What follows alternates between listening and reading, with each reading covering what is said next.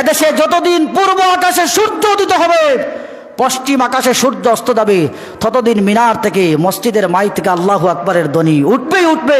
বন্ধ করার সুযোগ নাই ভারতীয়দের। কথা ঠিক কিনা? বাংলাদেশের একেবারে উত্তর বর্ডারের লালমনিরহাটে বাংলাদেশ ভারতের সাথে একটা সমস্যা তৈরি হয়েছে। সমস্যার কেন্দ্রস্থল হলো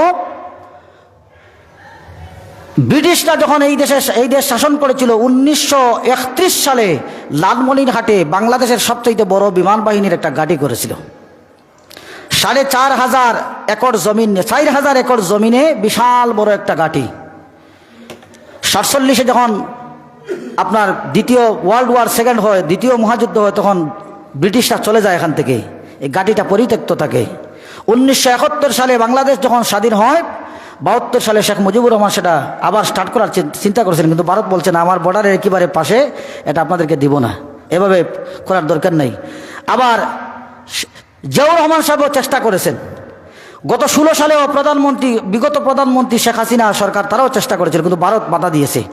এই সরকার চাইতেছে, কারণ ভারত চতুর্দিকে আমাদেরকে বিভিন্নভাবে হুমকি দেয়, এই সরকার চাইতেছে লালমনিরহাটে ওই 4,000 একর জমির উপরে পুরাতন বিমানবন্দরকে আবার চালু করবে বাংলাদেশ এয়ারফোর্সের জন্যে।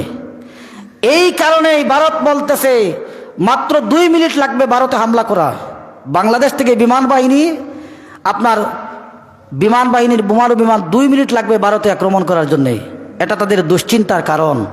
এজন্য তারা বাংলাদেশের উপরে নৌ অবরোধ দিছে এবং ভিসা বন্ধ করেছে।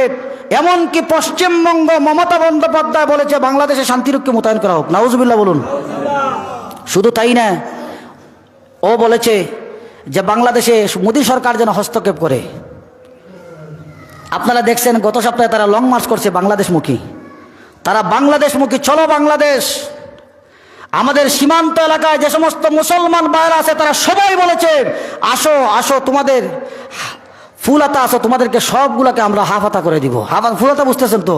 একটারও মুসলমানই নাই, সবগুলোকে আমরা মুসলমানই করে দিব। কথা ঠিক কিনা? এজন্য এদেশের মুসলমান একেবারে রিসেন্টলি ইসলাম আর দেশের অস্তিত্ব নিয়ে একটা সংকট তৈরি হবে।